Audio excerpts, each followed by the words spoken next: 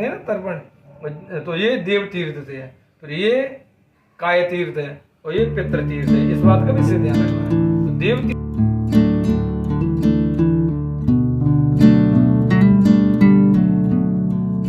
Hello everyone, Radhe Radhe. आप सभी का हमारे चैनल में बहुत बहुत स्वागत है।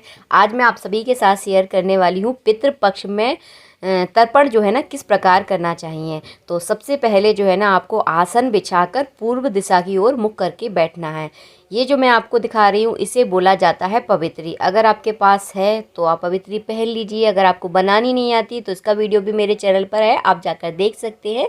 अगर आपके पास नहीं है तो आप सोने या चांदी की अंगूठी भी पहनकर तर्पण कर सकते हैं। तर्पण सभी को करना चाहिए और मृत लोगों का तर्पण किया जाता है। जिनके पिता अभी जीवित हैं तो उनके यहाँ पर जो है ना पिता को अधिकार होता है कि पिता जो है ना तर्पण करें। अगर पिता नहीं है तब बेटे को अधिकार होता है कि वो अपने पिता के नाम का तर्पण करें। तो सबसे पहले जो है ना संकल्प किया जाता है। हर चीज़ में संकल्प की आवश्यकता होती है।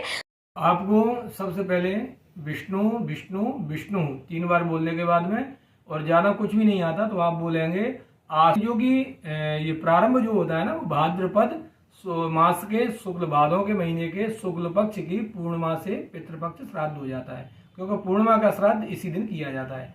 तो सबसे पहले पूर्णिमा वाले दिन, तो पूर्णिमा तिथौ जो भी बार है, जैसे शनिवार में पड़ेगा इस बार, तो मंद वासरान बतायाम, शनि वासरान बतायाम। अपना नाम अमुक गोत्र, जैसे आपका जो भी गोत्र है, अमुक गोत्रोत्पन्नोहम भरद्वाज, जैसे हमारा भरद्वाज गोत्र है तो भरद्वाज गोत्रोत्पन्नोहम श्रीनिवास शर्मणोहम समस्त देव पितृ स्वरूप देवता प्रसन्नता सिद्ध्यर्थम। संकल्प आपका जैसे ही पूरा हो जाए उसके बाद जो है ना आपको कुसा लेनी है। तो कुसा के जो है ना 3 भाग लिए जाते हैं। किस तरह से लेने हैं? जड़ सहित 3 कुसा आपको जो है ना लेनी है। तो यहाँ पर देखिए हमारे पास तो बहुत सारी कुसा है, लेकिन हम इसमें से 3 कुसाओं से जो है ना हमेशा तर्पण किया जाता है। और इन्हीं 3 कुसाओं से जो है ना आपको 15 दिन तर्पण करना होता है। ऐसा नहीं है कि आप अलग अलग कुसाएं लेकर जो है ना तर्पण करें, तो इसकी कोई आवश्यकता नहीं है। इन्हीं 3 कुसाओं से जो है ना 15 दिन तर्पण होगा, बाद में इसका विसर्जन जो है ना कर दिया जाता है। तो यहाँ पर देखिए जड़ सहित हमने 3 कुसाएं लिए। ध्यान से देखिए, जैसा कि मैं आपको दिखा रही हूँ वैसे ही बताने की पूरी कोशिश कर रही हूँ। तो यहाँ पर देखिए 3 कुसा ली है, और कुसा का भाग जो है ना बहुत ज़्यादा लंबा होता है, तो इसको आपको काटना नहीं है। इस बात का ध्यान रखें। इसको ना इस तरह से हम फोल्ड कर लेंगे ताकि हमें तर्पण करने में जो है ना आसानी होगी और हमें जो है ना बिल्कुल भी दिक्कत नहीं होगी। तो इस तरह से जो है ना आपको करना है। जो आगे वाला जो हिस्सा होता है, जो देखिए लटक रहा है, इसको आपको आगे ही रखना है।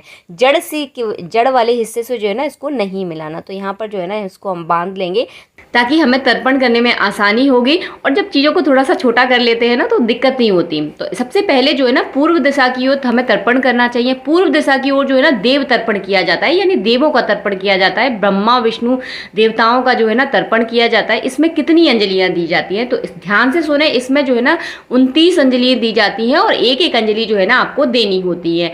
ऋषि तर्पण भी जो है ना पूर्व दिशा की ओर मुख करके किया जाता है। इसमें जो है ना 10 अंजलियां दी जाती हैं और एक एक अंजलि जो है ना आपको देनी है।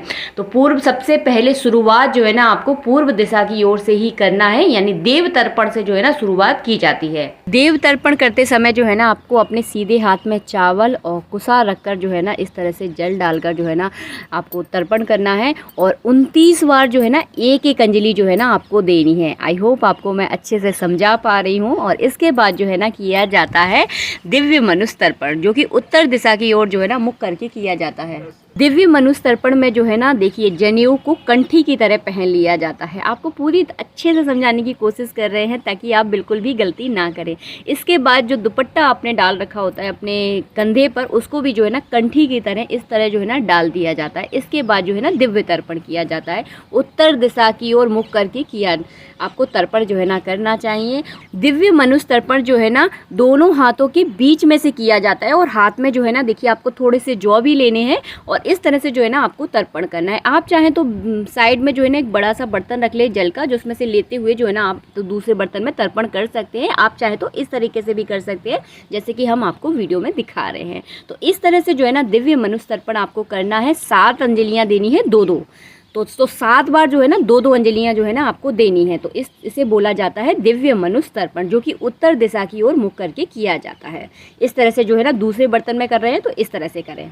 दिव्य मनुष्य तर्पण के बाद जो है ना पितरों का तर्पण किया जाता है। तो पितरों के तर्पण के लिए जो है ना दक्षिण दिशा की ओर मुख करके जो है ना पितरों का तर्पण किया जाता है। मैंने आपसे कई बार शेयर किया है कि पितरों की पूजा जो है ना हमेशा दक्षिण दिशा की ओर मुख करके करना है। इसके बाद आप चाहे तो इस तरह घुटने के बल भी बैठ सकते हैं, आप चाहे तो आलती पालती मारकर बैठ सकते हैं। तो घुटने के बल बैठ रहे हैं तो इस तरह जैसे पंडित जी बैठे हैं जिस तरह से बैठे हैं उसी तरह से आपको बैठना है। अगर इस तरह का आपको समझ में नहीं आ रहा है तो आलती पालती मारकर आप बैठे, सबसे बढ़िया तरीका है। इसके बाद जो है ना कुसा को भी चेंज करना होता है। कैसे चेंज करना है आपको कि कुसा का जो आगे का हिस्सा है, जैसे मैंने पहले आपको बताया ना कि आगे का हिस्सा जड़ से नहीं मिलाया जाता है, लेकिन पितरों के तर्पण में जड़ का और आगे का हिस्सा दोनों को साथ में मिलाकर जो है ना तर्पण किया जाता है। यहाँ पर एक बात का विशेष ध्यान रखें, जब हम पितरों का तर्पण करते हैं तो जनेऊ जो है ना हमें सीधे कंधे पर रखना होता है और जो दुपट्टा हमने डाल रखा होता है उसे भी आपको सीधे कंधे पर ही रखना है।